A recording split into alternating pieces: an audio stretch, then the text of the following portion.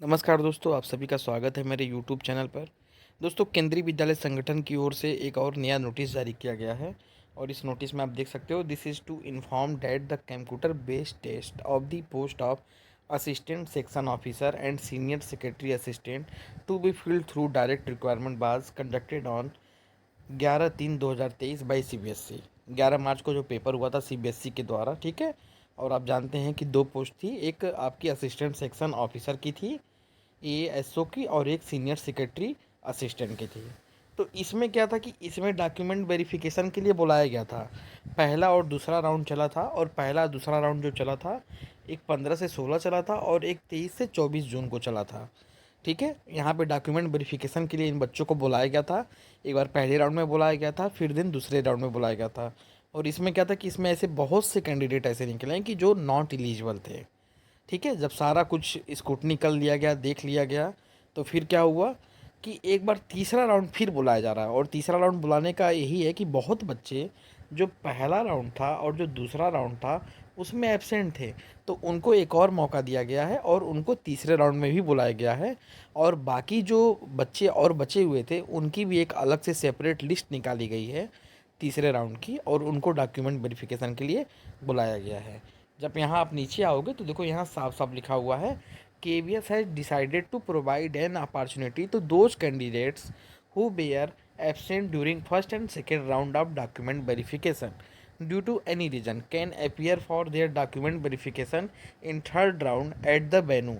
The list of candidates for the post of ASO and SSA who were absent in first and second round for document verification is enclosed.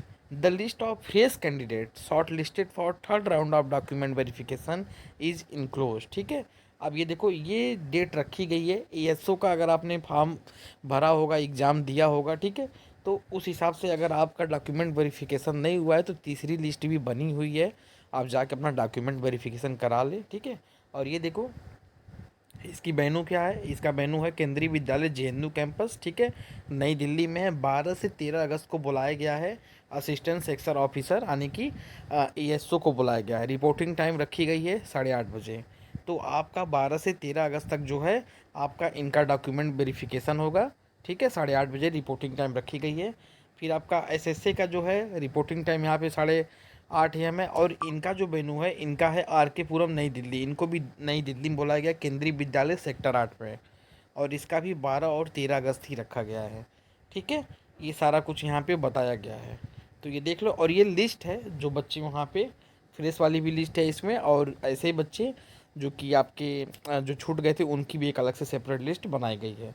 तो ये देख लो, कुछ इस हिसाब से list है, जहाँ पे आपका registration number, roll number, name of candidate, gender, date of birth, category, sub category, ये देखिए ये सब कुछ इसमें मेंशन है, आप ये देख सकते हो। और उसके आगे यहाँ पे लिखा भी है कि किस तारीख को आपका डॉक्यूमेंट वेरिफिकेशन होना है। ठीक है, तो कुछ इस तरह से ये लिस्ट है। करीब इसमें अराउंड आपके 340 कैंडिडेट यहाँ पे रखे गए हैं।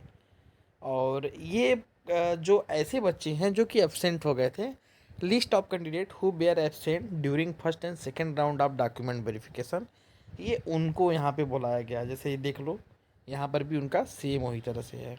ठीक है, तो इस तरह से सेपरेट सेपरेट दो लिस्ट बनाई गई है डॉक्यूमेंट वेरिफिकेशन के लिए। अगर आपने इसका एग्ज़ाम दिया था, ठीक है, और अगर आपने डॉक्यूमेंट वेरिफिकेशन नहीं करा पाए हैं किसी कारणवश, ठीक है, तो आप जाके अपना डॉक्यूमेंट वेरिफिकेशन करा लें। और ये सब देख के लग रहा है कि बहुत जल्द जो है आपके रिज़ल्ट आपके सामने आएंगे। ठीक है, और ये आपके नॉन टीचिंग के पोस्ट है, तो मेरे हिसाब से नॉन टीचिंग के पोस्ट जो है पहले फील्ड होने चाहिए, क्योंकि इनकी कह सकते हैं कि रिक्वायरमेंट भी ज़्यादा ही होती है किसी भी ऑफिस को संभालने में, देखने के लिए। तो यही है मौजूदा सिनेरियो। तो अभी एक नई नोटिस आई थी, तो मैंने सोचा कि आपको बता दूँ। तो आज के लिए इतना ही। बाकी कोई अन्य समस्या हो, समाधान हो, तो आप मुझसे संपर्क कर सकते हैं। कोई भी अन्य आपके पास समस्या हो जो केबीएस से रिलेटेड हो, जिसमें आपको असहज महसूस कर रहे हैं, चाहे अपने रिजल्ट को लेके, चाहे अपने मार्क्स को लेके, चाहे अपने इंटरव्यू को लेके, आप यहाँ पे डिस्कस कर सकते हैं, उसका उचित समाधान किया जाएगा। आज के लिए इतना ही। बाकी चैनल पे अगर आप नए हैं तो चैनल को लाइक और सब्सक्राइब कर दें, ताकि इससे रिलेटेड और भी चीज़ें हम आपको समय समय पे बता सकें। बहुत बहुत धन्यवाद।